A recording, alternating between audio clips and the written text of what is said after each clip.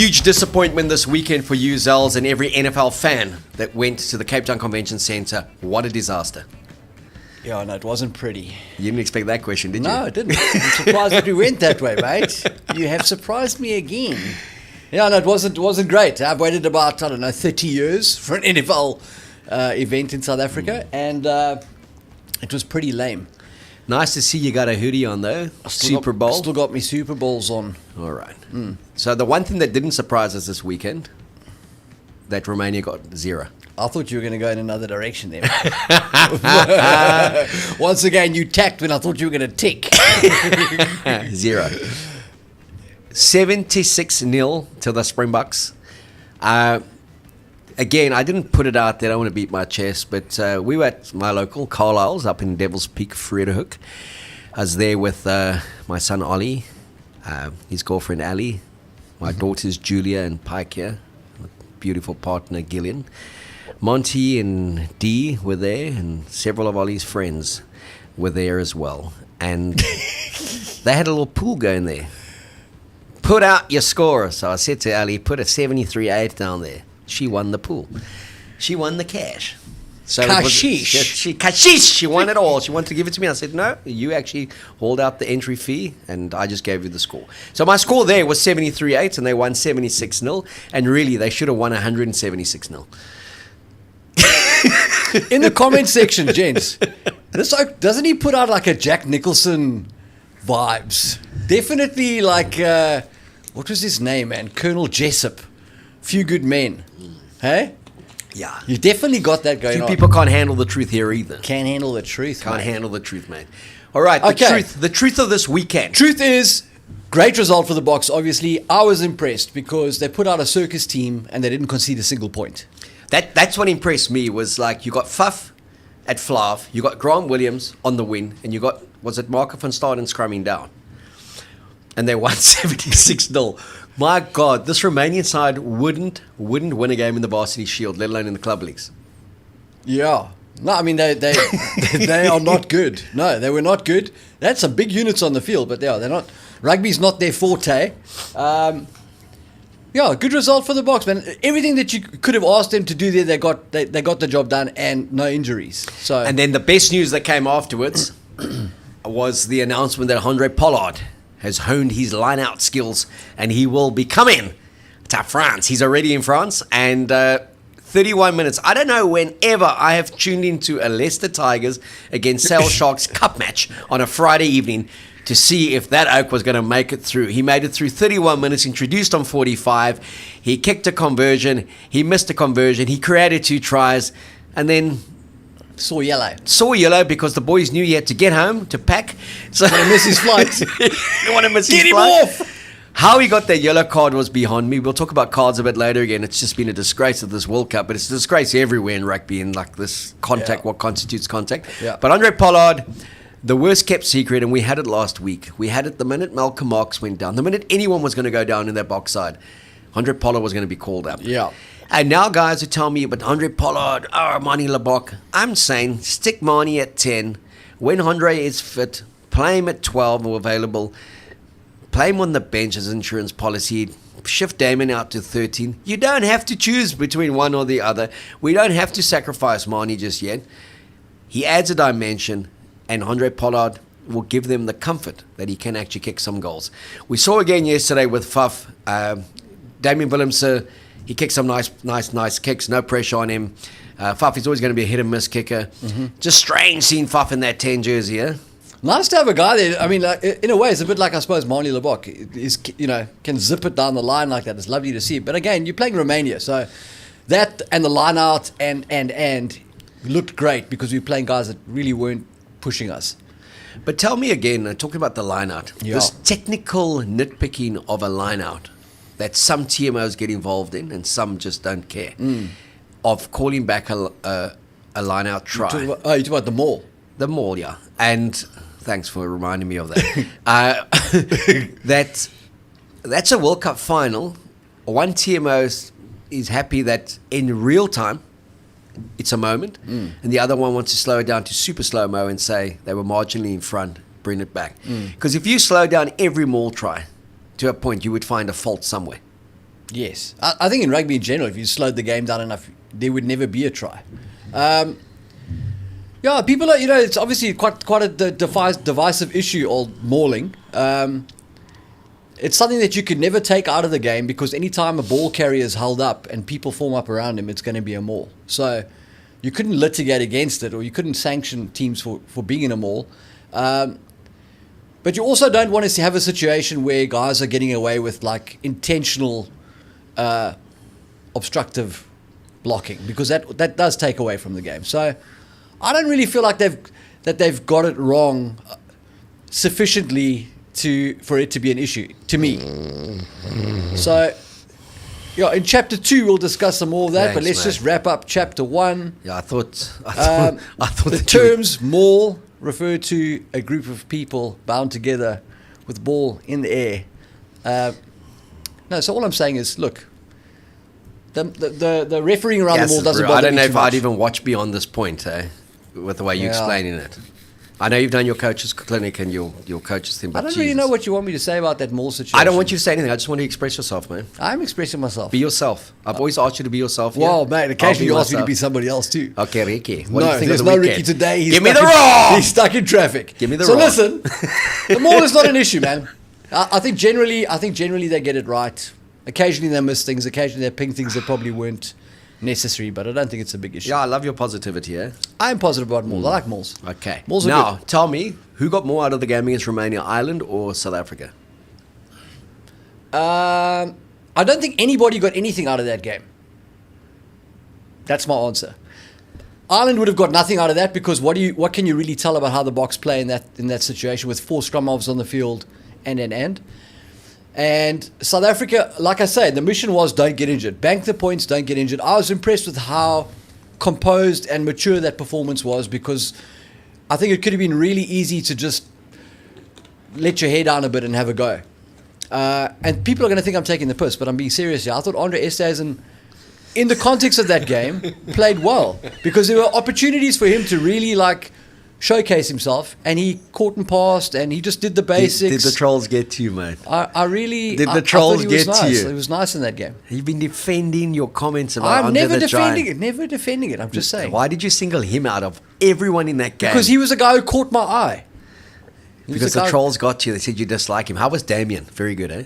Damien Willemse? Yes. Mate, my guy. Eh? Very good. People think you don't like him either. Very good. Yeah. They don't know just how much you love this Boks team, eh? Yeah. It's true. Okay, you say they got nothing out of it. The Springboks, outside of no injuries, and Ireland got nothing out of it. The key for me here is that Ireland picked pretty much their best 23 to play against Romania, and we picked no 23. 2 of those players, potentially, the side gets announced on Wednesday. I would be surprised. Bongi will start. I don't think anyone else in that pack will start. Dwayne will start, okay? So you think Dwayne's going to start? Yeah, against Ireland. Really? Dwayne will start and Bongi. I would like him to start. I would like him to start, but he just played 80 minutes against Romania. Yeah, well, that was a good hit out for him. And then I think Kane and Moody will start. Against Ireland? Against Ireland, okay? Mate, how many of those Yagis did you have? Mate, that's... Are you not picking Kane and Moody now? Against Ireland. So Jesse's their guy, okay? And they've started him in the big games. Are they now going to start Kane against Ireland at 13, outside Damien? No, at 14. Oh, mate. I'm saying there will be 2 of that... Oh, sorry. Villie, Okay. I'm thinking outside centre. So 3 of the 15 absolutely. will actually start against Ireland. Yeah, sorry, man. And I thought you were talking outside centre. Nice that you're back. Yeah, but back. 3 of the 15 will start against Ireland. That's what I think. I think they will definitely start with Villie. Yes. I think they'll find a place for Kane and Moody. You just have to. And obviously Bongi now is a guaranteed starter. Yeah. That the B/C team could go out and put 76 points past Romania and concede 0 is a very, very good statistic. Yes. If you look at our World Cup campaign so far, 52-16 against Wales, 35-7 against New Zealand. Wales scored a try in the 78th minute against us. New Zealand scored a try late against us and it was a breakaway try. Scotland couldn't score a try against us, and Romania never looked like scoring a try against us. That to me has been so significant with this Boks campaign so far. And I put those 2 matches in as part of their campaign. Yes. I was critical of them in the rugby championship. Egg on my face because I should have had a little bit more insight and known that they were training these guys into the ground. They would be lethargic. They are peaking at the right time, eh? And you know what? Jeez, what a game on Saturday night against Ireland. This whole week's going to be environmentally friendly. It's going to be a green week, okay? Except the match day, mate. And we just don't know who's going to be wearing green. Let's hope it's us and them in the white, because them in the green and us in the checkers outfit is going to be a clash in any case. Big time. So it's going to be an incredible week of rugby. It's built up. This game, one in the world place two, is worthy of a World Cup final. Both teams have played particularly well in their two matches at the World Cup, and there's no escape from here. Once we see those teams play, we're going to know that's how they play in the playoffs, and that's how they're going to approach the playoffs to try and get to the final and win it. So we'll chat about that later in the week when we preview the games and tell you who's going to win, because we never get it wrong. Yeah. Zels occasionally, okay? But not often. I mean, he got La Rochelle to win the double. I'll never forget that. No one gave La Rochelle a chance to win Europe, and he said they would win it. They did it twice. So that's why I always go to him and ask him, off camera, ask him, like, what is going to be the score, and then I take it and I give it You up. bet the opposite, and you make lots of money. Something. I would never make the money, but it's unethical, mate, to have such knowledge and then bet. With great power comes great responsibility. Hey, Ricky, give me the rock. So I think the Boks will take more out of this game, given that their second stringers could put in such a polished performance, and they've got a week to rest their main guys. I also think they'll take a hell of a lot of the fact that Pollard is in the mix, because it just gives them that bit of comfort, and it shuts up everyone. The chorus of Marnie's goal kicking. Marnie can just be allowed to play.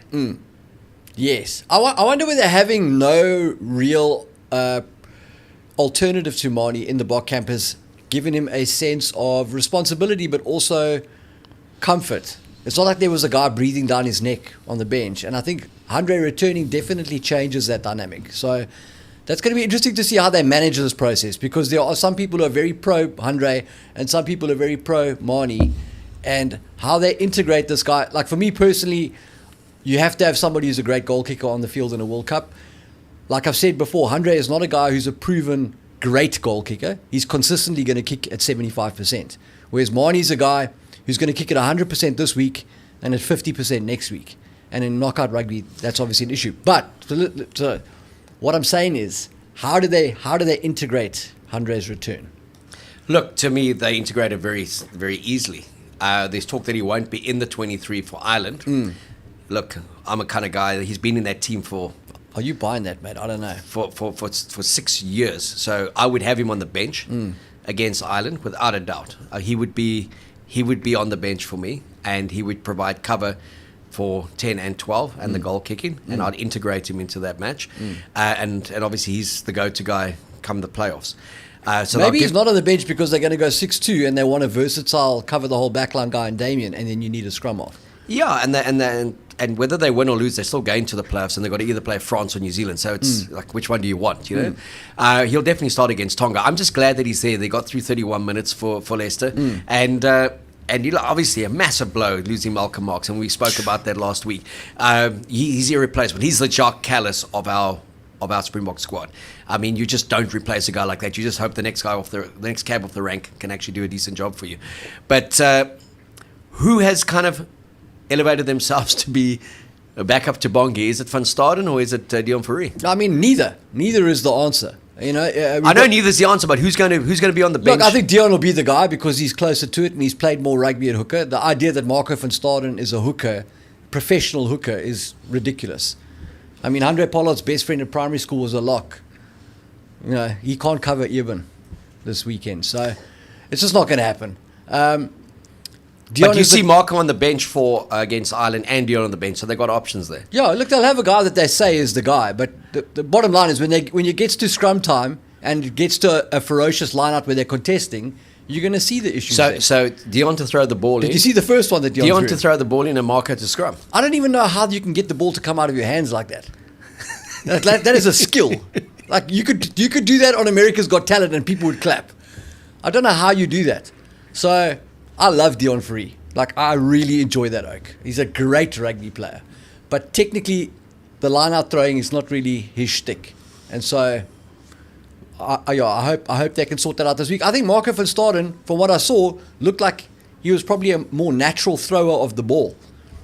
So, chuck him in the back row and let him throw into the line-out. I don't know. And our winners, can they chuck a ball in the line-out? It's worth a go, mate.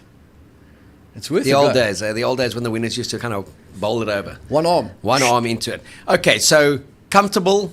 We've hammered Romania. We were very good in beating Scotland. The guys will be buoyant going into this week. They should be buoyant. Yeah. So the reason that Romania looked better against Ireland than they did against the Boks is the Ireland play a very technical game. I'm not saying they're not physical, but they're a technical team. They'll cut you to pieces technically. They're very well oiled, well drilled, all that sort of crap.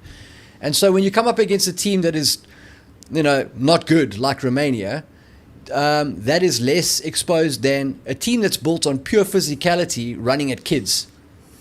Like, you and I could be great touch rugby players. We play against the under 12s at the local primary school, and we'd win comfortably, but it wouldn't be the same as if we played contact against the under 12s, because the physical mismatch would really be obvious in a rugby match. What, are they going to win or are we going to win? I think we'd win. We'd be sore the next day, though. You'd have to lie down to put our underpants on. Depends on which under 12s you play. And I don't want to go out to Paul to play the under 12s. No, mate. We're staying a long way away from Paul. They would get physical with us. Yeah, we'll stick to touch rugby when we go out, take the N1 out to Paul. Looking at the World Cup in a whole, what have your impressions been of the first fortnight? Can I be honest here, mate? I'd like you to be honest. Can I speak freely, mate? Yeah, and you can bring all your negativity. I don't mind. No, look, I love the celebration of rugby. I feel like the gap between the best in the world and the not best in the world has shrunk, but it shrunk the wrong way. It's not because the middle teams have got better. It's because the quality of rugby in the world at the moment is a bit of a joke.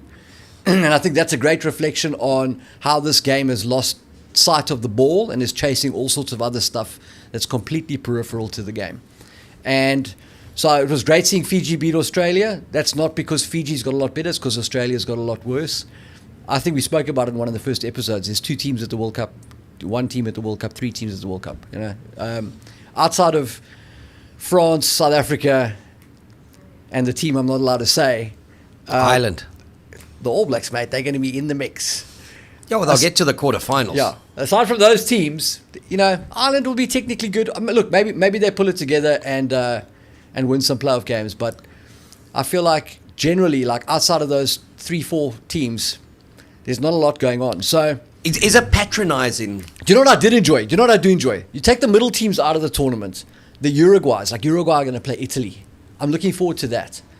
These minnows are more value now because the IP of how to play rugby is out there. So teams are able to play a more structured game. And I think watching some of those minnows play each other is actually going to produce some good rugby. Is it patronizing to say Chile were very gutsy, Chile were brave? They conceded 40 points in successive games. You go to a World Cup, you conceding 40 points, everyone's raving about you. Portugal, 28-8, 20-point defeat against a Welsh C team. Now, everyone's raving about they played the better rugby and all that. I just find it so condescending. Very. You lose by 20 and everyone's raving about you. You lose by 30 and everyone's raving about you. Yeah. And then the big teams win by 70 and it's like, oh, are they that good? They're not really that good. It's because they shouldn't be playing each other. Spot on. Rugby is a honeypot for those kind of people, though. The hallmark folks love a feel-good story, Patronizing, oh, well done for trying, champ. Better luck next time, slugger. It's embarrassing. It's terrible. Hey. Yo. It's messy, man. It's just not good, eh? It's not good. We got this great game on Saturday, Ireland against South Africa. But for the rest, it's really just a drab going into the playoffs. Eh? Yeah, and that's why the Fiji thing kind of woke me up a bit, because that's exactly what this World Cup needs. Is somebody like Fiji physically dominated Australia. They punched him in the face. Enough of the negativity, mate. And don't be a smart ass, mate. And while I'm on the mic, mate, some of those Fijians, Tuisova, mate, don't be a that smart guy that ass. came on for Botia, it was just I thought it was Hilton Lobbits for a second. It was a man mountain that came on. 188, 115 kilograms of just pure like destruction. Okay, do you think the likes of Football Korobedi of and it. those 7 Fijians of Fijian heritage Yes. in the Australian side, Willie Volley. do you think they deep down just thought, yes? We're doing this for the. Do you think they Kipper. thought, this is a great day for Fijian rugby and for Fiji, and we're glad that we could contribute to it? I am not going to get caught up accusing Korobedi of throwing that game for Fiji, mate. But I mean, I'm sure their family weren't. There were no tears streaming down their cheeks. You know, I don't think they could be a loser on this day. No, they were winners all the way around. But I mean, we both love Eddie's antics, and we Yes. love Eddie for what he brings to the game. But has he lost the plot? I think he's got the wrong trousers. You know, I think he's just gone to the World Cup with guys. He's gambled on building a young team in a sort of crucible of fire there at the World Cup, and I think they're just going to get burnt. I just don't think he's got the guys. As much as I like Flash Gordon, he's kind of learning on the job. Ben Donaldson will never play for Australia. I mean, post Ben this World Donaldson, Cup. mate. And their pack is just getting worse. Ben Donaldson, mate. I don't know.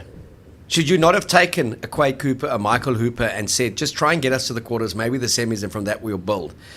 Because he may not be in the job after this World Cup.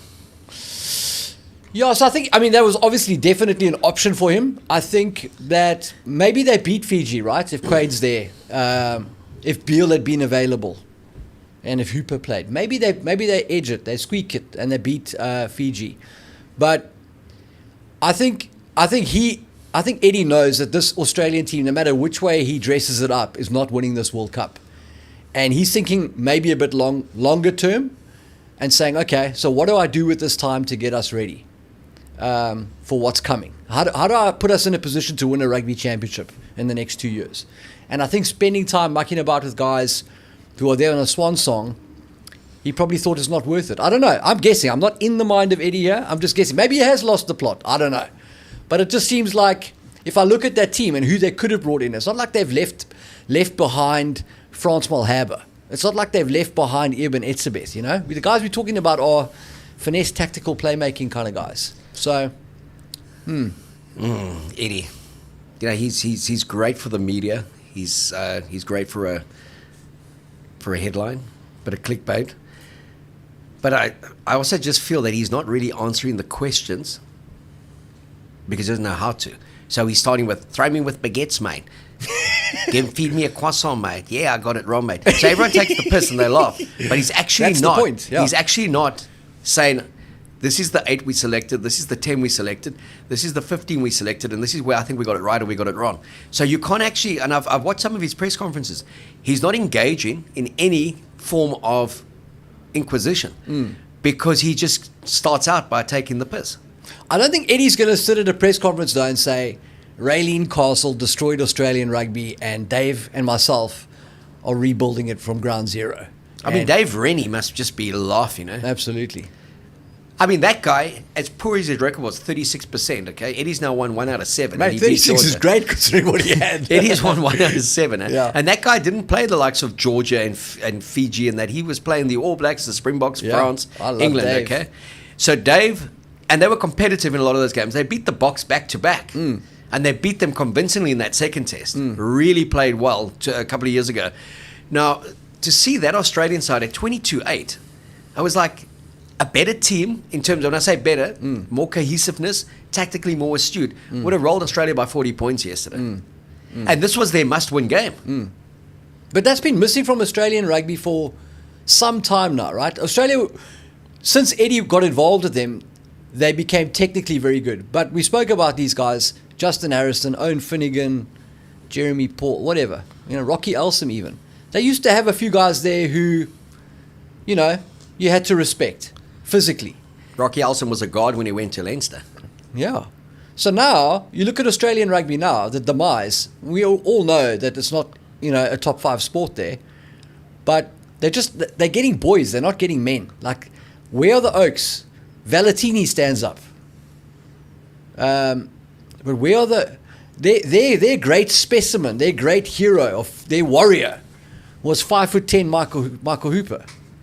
You know, where are the guys? And I think that's got to change, and that is something you don't change overnight. That's a grassroots thing. Well, I mean, I kind of want to take you on about that because I think Michael Hooper's a fabulous player. He's a good player. And there's a great a player. 2'9" giant that's playing for France and wearing the number 9 jersey. So are you saying that the guy must be like 6'9"? No, what I'm saying is France have got some monsters in that pack. Okay. But their giant is a Napoleon. He's I'm not saying your best player can't be a smaller guy. What I'm saying is the Australian rugby, their toughest, most physical hero was a diminutive forward. He wasn't. Did you see the size of his neck?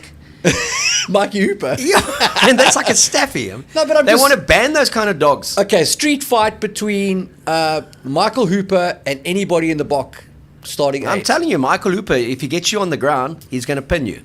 You're not going to get him off. He's a bloody good rugby player, and he was treated poorly by Eddie, and he was treated poorly by Australia. It's not that he's not a good rugby. Damien McKenzie's a great rugby player, but if he was the physical bastion of New Zealand rugby, you'd be in trouble. I'm going to take you on about this one because I think you've called the wrong one there. Mikey Hooper is not a physically dominant player. The guys who played against him would He's beg a very to differ. good player. They would beg to differ. He's a very mate. good player. That guy gets you in a neck roll, you're not getting up. Mate, yes or you no? said roll, I don't eat carbs, man. Yes or no? No, look, we're talking about me. Mikey Hooper would destroy me. Okay, I just wanted to hear that. I think Mike Hooper's a great player. He is a great player. He should be at the World Cup. Should be leading Australia. Okay, but enough of the Aussies. I mean, we don't really Enough care. of them, mate. We don't really care. We don't All need I know them. was on a We great like to see them weekend, lose. mate, for the Aussies. They lost in the cricket to South Africa. We came from 2-0 down in a 5-match series, and we won 3-2. Yeah. Pumped them at the Bull Ring. By 122 runs, I think, and we won comfortably. So a great win for the Proteas. We got an interesting email from Ray Boner.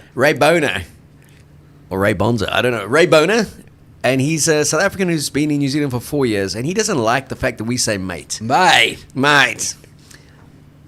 mean, it's a bit of satire, but mate, we would say boot, but we don't say boot in Cape Town, eh? The guys who say boots are from the Eastern Cape, eh? Those English oaks, those privileged oaks from the Eastern Cape, those white privileged oaks from Grahamstown. Can you imagine sending someone an email to say, listen, why are you saying mate so much? What do you get out of that? But he loves the show. He loves you. Does eh? he? Okay, Yeah. great. Yeah. Good man, Ray. He loves you, okay? So we say boot, we say bro, we say kaziburi. Kaziburi. What's up, bro? We also say amigo. Hey, Ricky, you coming out there? Don't you want to give Ray a cool message? No. Huh? No, not all right. Because I know your wife can't stand Ricky Rodriguez. She's had enough of Ricky Rodriguez, man. So and coffee. Yeah, that as well, and yogurt. But your stars of the weekend, then. Stars of the weekend. Who stood up for you? I'll say this: it was great to see Makazole doing his thing again. I think that was something we got out of that game. Look, Makazole offers value. The Oak is in reasonable form, and he is a threat to score anytime he touches the ball. He's a great finisher. But at the moment, you just wouldn't pick him ahead of the other guys there. Kurtley Orange, Kane and Moody, they're just better rugby players. Whose stock went down the most? Willie le Roux, mate. Not good. Willie le Roux stock will never go down, okay? Mate. Enough said. Mate. Willie the le Roux will be there when it matters most. Even he started laughing at himself. It was hilarious. He was taking Romania way too seriously, mate. Just relax. Okay. Let's talk about the All Blacks in Namibia. Let's talk about it, mate. Let's talk about it. Ethan de Groot. I didn't even think that was a penalty, let alone a red card. Exactly. No, the guy went off with a dislocated shoulder and he's got a red card from it. It's ridiculous, man. Huh? It's ridiculous. And then in the Portugal game, why can Mani, someone tweeted, why can Mani do a no-look kick and the world's in orbit? The Portuguese oak does a no-look kick and he gets a red card. What is it about the ball that is so magical? So if I'm running with the ball, okay, and you go down to tackle me and I run into your head, okay, bang, it's just play on. But if we freeze frame that and we Photoshop that ball out of my arms and we put it in your hands, somebody almost died.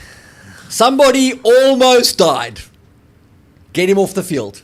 There's more damage done to those players at every breakdown. Have you seen some of those cleanouts on the lower back? Mate, did you see Rory? Was it Richie Arnold? Whatever. Richie Arnold. Yeah, the tall bloke from the Wallabies, mate. Did you see him knock himself out on that Fijian's hip? Go low for safety. Oak was flailing. Finished. And every engage on the contact of scrum, those front rowers, they get knocked out basically every time they go down. Every breakdown, it's a joke. It's an absolute joke. And the red cards are a joke. It is a joke. And it's going to cost some team in a playoff game, and they're not going to laugh about it. We're laughing about it now. But how World Rugby continues to just put their head in the sand and ignore just shocking officiating, but also just the absurdity of not understanding the game, that it's a collision sport. Spot on. There's just no common sense there. Also, what is the goal? How safe is safe enough? It's never going to be safe enough because it's a collision sport. And as Heineke Meyer always like to say, is ballet is a sport, a contact sport. But rugby is a collision. Yes, mate. You got that from the NFL. I like that. The way you brought us all the way back around. I did. I quite enjoyed it. Okay, so I've really felt for Tuti. Really felt that much for Matty Proudfoot, because that was the guy that left the Springboks and said he learned more from Eddie in a week than he learned with the Springboks in a year. We clearly saw he didn't learn that much. I was going to say. Because he took Marty's out of a final and he's now with Namibia. And did you see that first scrum of the Namibians against New Zealand? Against that powder puff New Zealand pack. They rolled them by about 20 meters. 6 meters, but... Felt like 20. It felt like 20. It looked like 20. And I just felt for Tuti. I mean, he was in Albany when they lost 57-0. And just to watch that Namibian side, our condolences go out. When I say condolences, because we're Le Roux Milan, who plays for UCT, plays outside old Sax boy Davy Hayes. I don't know if he's ever going to play again when they see how that ankle looked. But again, this the political correctness that no one would even show the replay to see how it's been done. People were applauding that. But that's what I mean. Rugby's become a honeypot for that sort of like touchy-feely virtue signaling BS. Disaster. So head contact is lethal. You could give guys dementia, but we'll watch a slow-mo replay of a guy taking a shot to the head for 5 minutes and debate it on live TV. But a guy breaks his leg, which nobody's campaigning for bringing an end to in rugby, and you can't watch the replay. It's not safe for your eyes. All right, what did you make of the All Blacks, man? Again, difficult against weaker opposition. I do feel like the All Blacks are starting to pull it together a little bit. What, against Namibia? Again, weak opposition. Namibia, Romania would be a good game. I will say that it will be. That's the kind of games you got to watch at this World Cup. That kind of stuff. What did we see from the All Blacks that we haven't seen before? They looked magnificent against no one. Yes. Played with width, took the ball through phases. Because it was an unopposed contact session. Yeah, what they did do was they chose the team they should have chosen, the backs that they should have chosen against the Boks. That physical back line, I think, is the answer for them. It takes the pressure off that pack. I think Damo McKenzie, as much as I don't think he's necessarily a starting fly half, definitely added value. Obviously, more time and space against Namibia, but there was a bit of spark there. So you say Leicester must be picked ahead of Talia or Will Jordan, or would you pick Will Jordan at 15 and Talia and Leicester on the wins? I just think that the All Blacks have got to make a concerted effort to add a physical edge to that backline. And whether they do that by playing Leicester at 12 or picking Caleb on the wing or featuring Will Jordan more in some of their play, I don't know. But there needs to be... The backs need to start looking after themselves in that team, because they can't rely on the forwards who are going backwards at times against bigger teams. So... All right, so we take nothing out of that All Black game. They'll beat Italy when they do play them, probably by 15 or 20 points.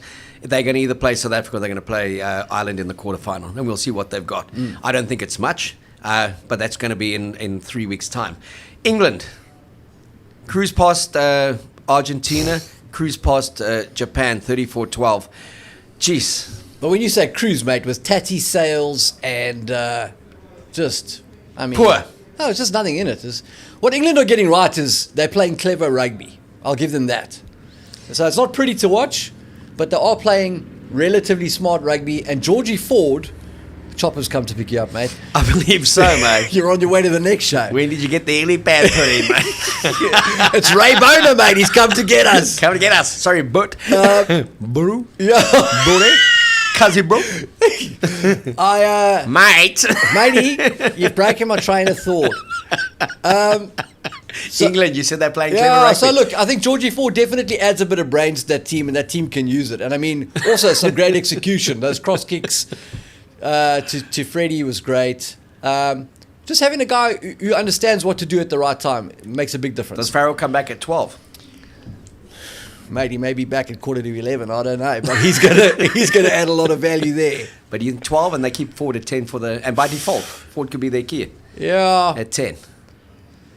yeah. I think what they've done at this World Cup is shown that they can put it together with Georgie Ford pulling the strings, and so I don't think Farrell is a 12. I don't particularly like him there, but it can't hurt you. It's not like that. Well, I suppose you put Tuilangi outside and then have Farrell at 12. I suppose you could do that.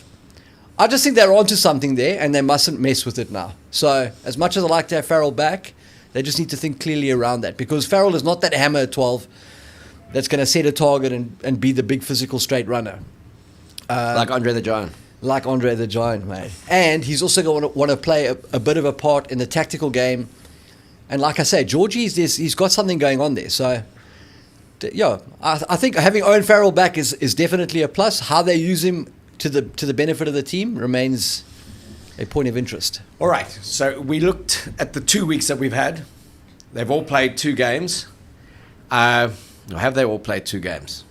No, Samoa's played the one, eh? Scotland doesn't play again until November, mate. Oh, God, it doesn't matter if they play or if they don't play. But the one against Ireland's going to be good.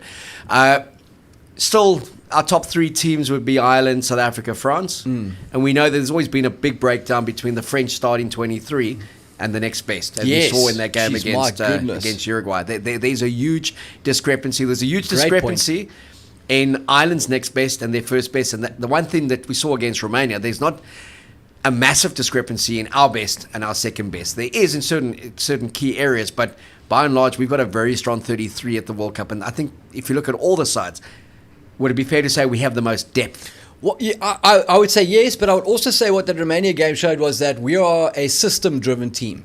We are a team that plays to the system and stays in the system, and the system is very efficient. Whereas I think with France, yes, there was a drop-off between the starters and the next guys, but that team is probably more driven by individuals and their specific contributions. I'm not saying they're not structured. They're very structured in their kicking game. I just think that it's more reliant on the people that are in there than necessarily the system, if that makes sense. And if you looked at the weekend, mate, Yes. who was your kind of player of the weekend? Who really, Andre the Giant, you said you really loved he caught your eye. I like the way he played. He was composed, man. I like that. He didn't get caught up in that whole thing. I expected him to try and run away and score a million tries. He was just catching and passing. Kobus Reinach did that. Kobus Reinach did really well, yeah. He just sped away and scored. He was like, forget you guys, I'm going to score. I think he's our highest World Cup scorer, and he's played against Canada and Romania. That is ridiculous. That'd be a great stat. But, and how's the wheels on Grant Williams, eh? Yeah, I know that guy's... Cheesy moves. We're going to wrap this up by saying, I asked you earlier, who gained the most from that Bok performance? And that's where I want to wrap this up. Yes. Because you mentioned Grant Williams. Surely he leapfrogs everyone into that 23 as backup to Faf because of the versatility and what he can cover. I thought Reinach was outstanding. He's a very good scrum half. Jaden, he's a very good scrum half. Faf will always start in the big games. Did Grant Williams do himself favours? Yes. Oh, absolutely. Yesterday. I think Grant Williams is a great guy to have on the bench for impact. He's a great impact scrum half, right? Like you would never have Farid Dupree on the bench because you'd be like, well, what is he going to do off the bench that he isn't going to do as a starter? And I think if you're looking for a physical defender at 9, then Faf is the guy that starts. He knows the plan, he's experienced, fearless. Some may say crazy.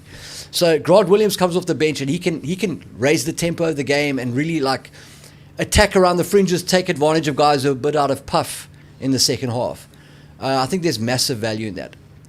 But so, for example, let's say if Faf gets injured and we're going into the quarterfinals now, I wouldn't say Grant is the next guy in to start. I think Grant has a role in the bomb squad.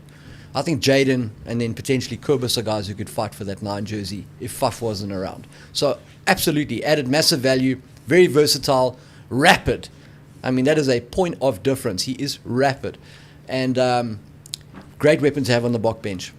Who starts today? They're announcing the side on Tuesday night, South African time. Who starts at 15, Willie or Damian? against Ireland. Who would I start or who will they start? Who will they start? They will start Willie le Roux. Who would you start? I would start Willie le Roux. You see, what is it about Damien that you don't like? I don't like him at fullback, mate. Did you see how he stepped that kid broken to score that try under the poles? Beautiful. Close He's to the rack. He's great in traffic, man. That guy needs to be right in where the bullets are flying. That's where he needs to be, not coasting at the back.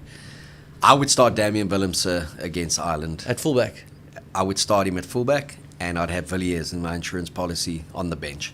Not a bad call. But I think they will go with the experience. It's going to be an amazing week build-up. Ireland against the Springboks. And you know, someone said Ireland's not even a country in terms of their rugby team, because they...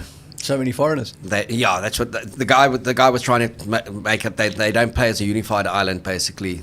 They don't represent North and South, but they do represent Australia, Tonga, and New Zealand. And thank God for Mac Hansen, for Bundiake, and for James Lowe and Gibson Park still got to come as well. So you've got to give them credit, mate. The blokes they brought in are quality players. Quality players, mate. Well, that's what happens when you bring in a Tongan, a Māori, and you bring in an Australian. An Australia, mate. Mackie Hansen. Hey, we never have made the Wallaby squad. He's too old. Hey, fast. Great try that he scored against Tonga. And again, Tonga showing, doesn't matter who's in your backs. If you don't have a pack, you can't compete. Bingo. And the fundamentals of rugby don't change. If you've got a pack, you tend to win more games. And if you've got a pack with a very good half-pack pairing, either a 9 and 10, or ideally a 9 and 10, you're going to win. You're going to win a lot of rugby games. We enjoyed watching the Boks against Romania. We knew it would be a 10 to 12 try fest. They got the 12 tries. Damian Willemse got some good goal kicking practice. Faf got a run out at 10. Markov and Stard and Dion Fourie, they felt what it was like to play hooker again. But the real business for the Boks starts on Saturday night when they play Ireland. 1 plays 2.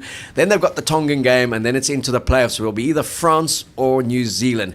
I'm telling you now, our Bok team, I took a body blow when Malcolm Marx went down, but they're still primed to do the business.